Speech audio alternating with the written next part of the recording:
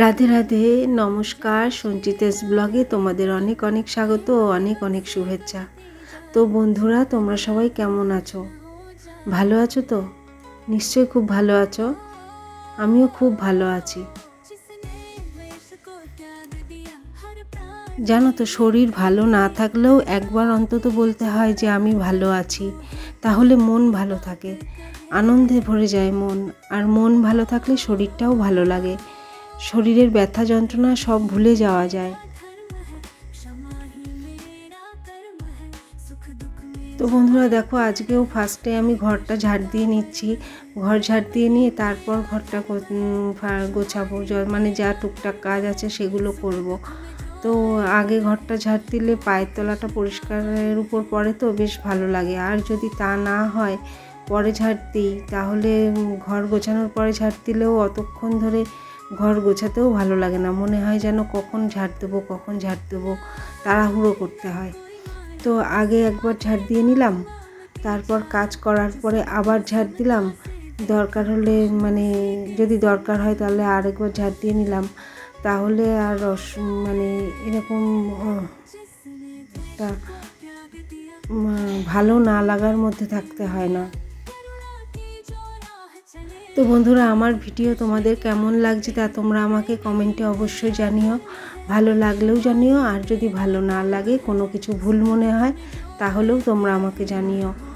আর ভালো লাগলে অবশ্যই লাইক, কমেন্ট, শেয়ার ও সাবস্ক্রাইব করতে ভুলো না, তাহলে আমার ভিডিওটি পৌঁছে যাবে সবার আগে তোমার কাছে। আমার ঘরের এই রান্নাঘরে মানে কিচেনটা ওপেন, তো কিচেনে রেখেছি ক্যামেরাটা সেট করে। তো সেই জন্য কিচেন থেকে না মানে রান্নাঘর ডাইনিংটা দেখতে খুব ভালো লাগে। তো আবার সোফার উপরে বসলেও রান্নাঘরটা দেখতে ভালো লাগে। তো আমার রান্নাঘরটা এই জায়গাটাতেই রয়েছে। আর তোমরা তো জানোই, আমি তো দেখাই, কিন্তু ওইভাবে দেখালে মানে যেভাবে রান্না করি, যে ভিডিওটা টেবিলের উপর রেখে যখন শ্যুট করি, তখন না এতটা বোঝা যায় না যে এই সাইডটা এরকমভাবে সাজানো। তো যাই হোক, আমার ভালো লাগে এইভাবে সাজাতে, তাই আমি এইভাবে ভালো সাজিয়েছিলাম। আজ অনেক দিন পর চলে এলাম রান্নাঘরে তোমাদের সাথে রান্না শেয়ার করতে।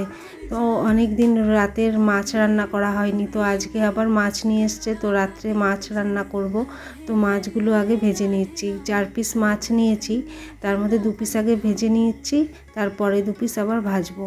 আর এদিকে ভাত বসিয়ে দিয়েছি, আজকে আর রুটি করতে হবে না। বললো যে রুটি করো না, ভাত করো, মাছের ঝোল দিয়ে ভাত খাবো। আসলে দুপুরে মাছ হয়নি, তো সেই জন্যই রাত্রে মাছ রান্না করতে হচ্ছে।